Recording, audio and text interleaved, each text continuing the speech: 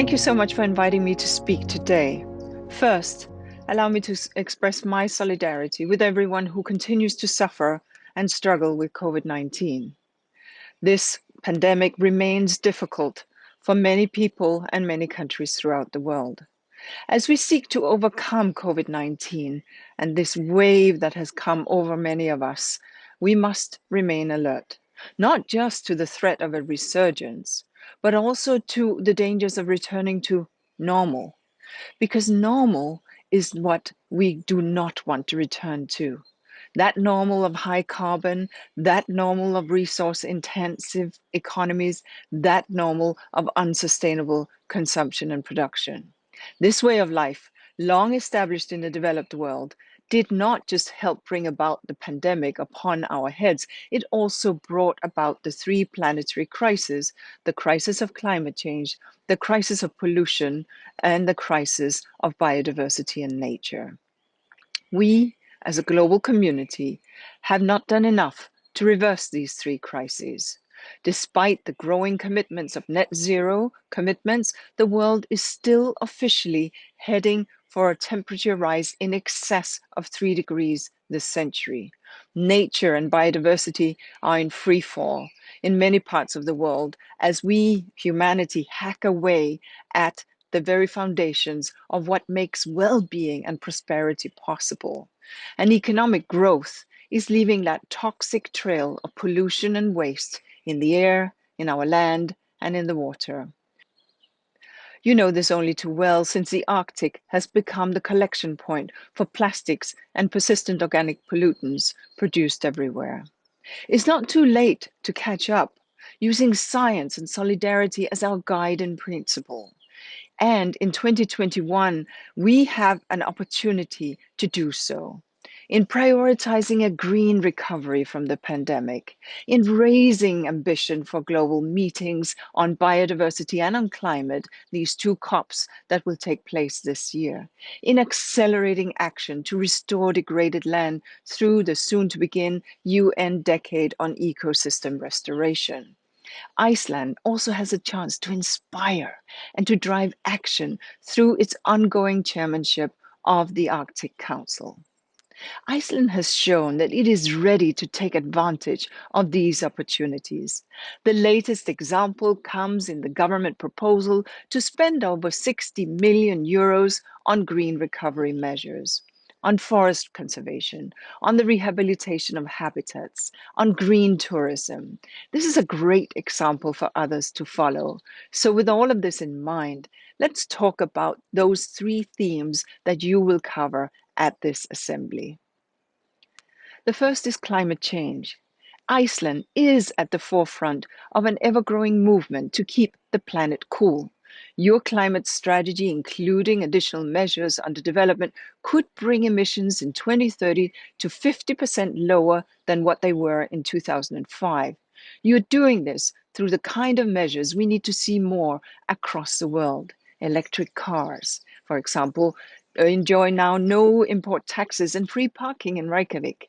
These incentives have brought an increase in ownership of electric cars of 700% since 2014. But it is in renewable energy that Iceland really shines. Iceland was a first mover on geothermal energy, and it shows. Over 99% of electricity production and almost 80% of total energy production in Iceland comes from hydropower and geothermal power. This is some achievement, and I know that plans are afoot to be the first nation to rely entirely on renewable energy for power. This would send a strong signal to the rest of the world. Yes, Iceland is blessed with the right resources, but you took advantage of them, and we need others to do the same.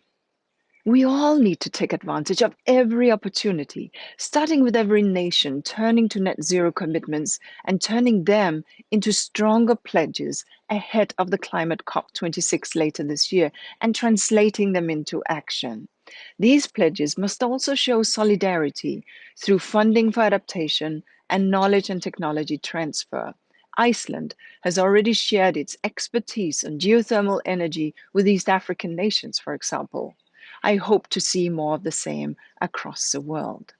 The second theme of the Assembly is nature loss. Iceland knows a thing or two about nature loss, including how important it is to restore landscapes and how difficult that task can be. Over 1,000 years ago, Viking settlers set their axes to the birch forest to create grazing land. Then the sheep they raised ate the seedlings before they could grow. And within centuries, Iceland was denuded of its trees. Today, you still feel the effects as strong winds further erode the unprotected land. Therein lies a lesson that many nations currently busy following that same path as the Vikings may wish to heed. The Icelandic Soil Conservation Service has been fighting to reverse this historic damage, and I'm happy to hear that the plan is to revegetate over 2% of the country's land area. However, it has been and will remain a long struggle. And that's why going hard and really working within the UN Decade on Ecosystem Restoration is so important. It's also why UNEP and Iceland are collaborating on restoration. But we cannot focus solely on restoration. This year must provide strong backing for the post-2020 biodiversity framework by setting clear, high ambition targets and by driving everybody on board. And we must continue the struggle to institutionalize protection of nature by including its values in all economic decision making, as outlined in UNEP's Making Peace with Nature report. Your third area of discussion is the circular economy. As I mentioned at the start, global unsustainable consumption and production is a chief culprit in all three crises. Iceland is working on the development of a regional action plan to reduce marine litter as it leads the Arctic Council. But you would not have to be doing this if we could keep plastic circulating in the economy instead of in the ocean currents. This, alongside the benefits for reducing climate and biodiversity impacts, is why an urgent shift to circular models is so important. There are efforts such as those led by the state-owned Icelandic Recycling Fund, which aims to protect the fishing industry by increasing recycling of products such as fishing nets. Icelandic businesses such as 66 Degree North meanwhile, are increasing the recycling of materials, design clothing to last longer, and providing instructions for care and repair. We are still far away from full circularity, and we need all of us to up our game. Friends, Iceland has done many of the right things. You've worked hard, but we all have a lot more work to do, and we need to ensure that others do their part too. And that means moving outside the environmental bubble to persuade everyone and every sector that drives the three planetary crises, the climate crisis, the nature crisis, and the pollution and waste crisis, to change their ways. And initiatives such as the Faith for Earth Coalition, which Iceland supports, will be crucial in this regard. This initiative, representing 15 faiths, can influence billions of people, from leaders of governments and businesses to every consumer, to live in harmony with the earth.